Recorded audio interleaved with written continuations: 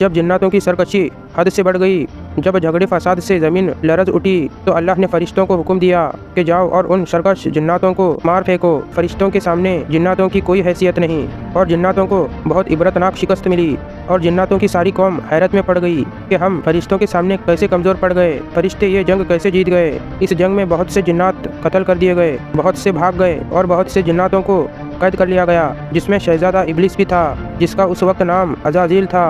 फरिश्ते जब कैदियों को लेकर अल्लाह के बारगाह में हाजिर हुए तो फरिश्तों को अल्लाह का हुक्म हुआ कि अज़ाज़ील की बेहतरीन तरबियत की जाए। तो फरिश्तों ने इब्लिस की बेहतरीन तरबियत की। अल्लाह के चाहो जलाल से इब्लिस को यानी अज़ाज़ील को अशना किया गया, इबादत रियाजत के तरीके और आदाब सिखाए गए और बहुत जल्दी ये सब कुछ सीख गया और इतनी इबादतों और रियाजतें की कि अल्लाह के मुकर्रब बंदों में से हो गया और अपनी काबिलियत के ज़रिए फरिश्तों का सरदार बन गया।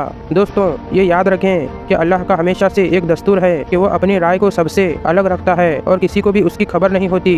अल्लाह फरमाता है कि मैं जिसे चाहता हूँ इज़्ज़त देता हूँ और जिसे चाहता हूँ ज़िल्लत देता हूँ। और ये भी याद रहे कि अल्लाह को हर उस चीज़ का इल्म है जो आगे होने वाला है। अल्लाह को ये भी इल्म था कि इब्लिस आगे जाकर क्या करेगा, मगर अल्लाह के हर काम में कोई ना कोई मसलियत होती है। एक दिन इब्लिस आसमानों का चक्कर लगाता हुआ लोहे महफूज पर पहुंचा। क्या देखता है कि लोहे महफूज पर लिखा हुआ है कि हमारा एक ऐसा बंदा है जिसे हम हर तरह की नेमतों से नवाजेंगे, ज़मीन से आसमान पहुंचा देंगे और आसमान से जन्नत में ले जाएंगे। फिर हम उसे एक ऐसा काम देंगे जिसका वो इनकार करेगा और नाफरमानी कर बैठेगा और बगावत पर उतर आएगा। अज़ाज़ील इस इबारत को देखकर हैरत ज़दा हुआ और अपने दिल में ख्याल करने लगा कि ऐसा एहसान फरामोश कौन होगा।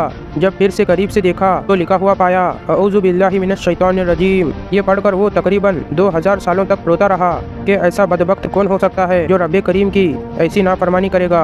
अल्लाह के बारगाह में गुजर कर बोला कि ऐ मेरे रब, शैतान रजीम कौन है जिससे पनाह मांगनी चाहिए, उसे मैं देखना चाहता हूँ। तो अल्लाह ने फरमाया तू जल्द उसे देखेगा। और जब अल्लाह ने हज़रत आदम अलैहिस्सलाम को बना लिया और तमाम फरिश्तों और इब्लिस को हुक्म दिया कि हज़रत आदम अलैहिस्सलाम को सजदा करो, तो तमाम फरिश्तों ने हज़रत आदम अलैहिस्सलाम को सजदा किया, मगर अज़ाज़ील यानी इब्लिस ने सजदा करने से इनकार कर दिया। तो अल्लाह ने इब्लिस से पूछा कि तुझको किस चीज़ ने मेरा नाफरमान बना दिया। तो उसने कहा मैं इससे अफजल हूँ, तूने मुझे आग से पैदा किया है और इसे मिट्टी से।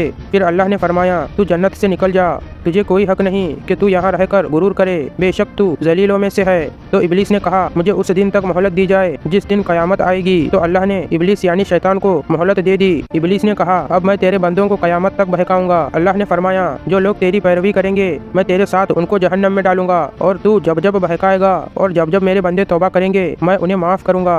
तो अल्लाह कितने बड़े रहीम हैं, उसके हर काम में कोई ना कोई मसलिहत होती है। अल्लाह चाहता तो उसी वक्त शैतान को निस्तो नाबूद कर देता, मगर अल्लाह ने शैतान को मोहलत देकर अपने बंदों को आजमाना चाहा और दुनिया को आजमाइश का जरिया बना दिया कि मेरे बंदे इस आजमाइश में कामयाब होते हैं या नहीं।